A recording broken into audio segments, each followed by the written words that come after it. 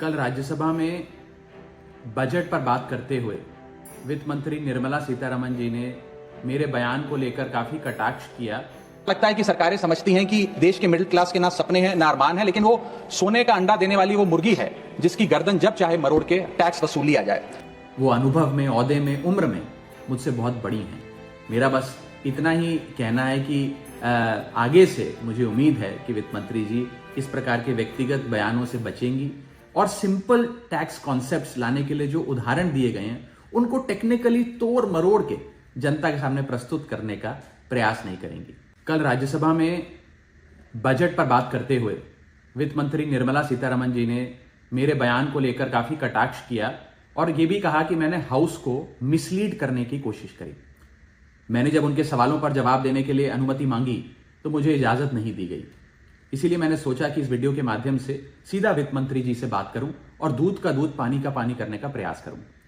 सबसे पहले तो मैंने अपने दिए गए भाषण में जो यूनियन बजट 2025-26 पर मैंने बात रखी उसमें कई मुद्दे उठाए थे, जैसे कि रेल यात्रियों से जुड़े संबंधी समस्याएं, जैसे कि मिडिल क्लास के फाइनेंशियल चैलेंजेस, जैसे कि डोनाल्ड ट्रंप एडमिनिस्ट्रेशन द्वारा लगाए जा रहे ड्यूटीज एंड टैरिफ्स और गिरते हुए रुपए की बात रखी। इन विषयों पर वित्त मंत्री जी ने कोई जवाब नहीं दिया, लेकिन हां, मेरे द्वारा समझाए गए इनकम टैक्स रिबेट के एक उदाहरण को लेकर उन्होंने कई सारे बयान दे डाले। सबसे पहले तो मैं बताना चाहूंगा कि मैंने जो बात कही थी मैं आज भी उस पर पूरी तरीके से कायम हूं। ये 12 लाख रुपए की जो टैक्स रियायत दी जा रही है सरकार द्वारा, ये ना ही टैक्स एग्जेम्पशन है ना ही टैक्स डिडक्शन है, सिर्फ और सिर्फ टैक्स रिबेट है।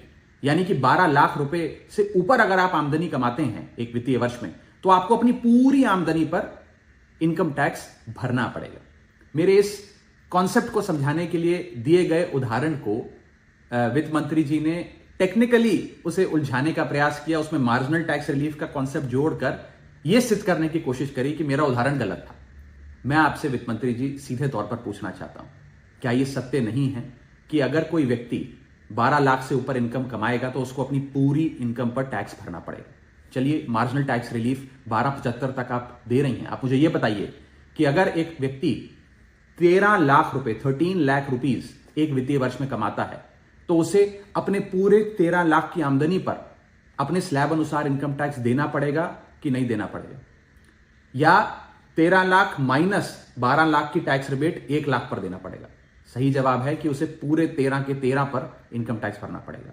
मान लीजिए कोई शख्स 12,76,000 रुपए कमाता है साल का, तो उसे पूरे 12,76,000 पे इनकम टैक्स भरना पड़ेगा, ना कि मात्र 76,000 रुपए जो उसने 12 लाख रुपए के ऊपर कमाया।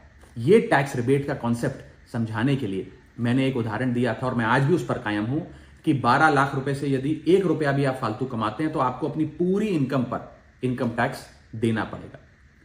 उसको मेरे उस बयान को लेकर वित्त मंत्री जी ने मुझ पर काफी व्यक्तिगत हमले भी किए, मेरे बारे में व्यक्तिगत टिप्पणियां करी।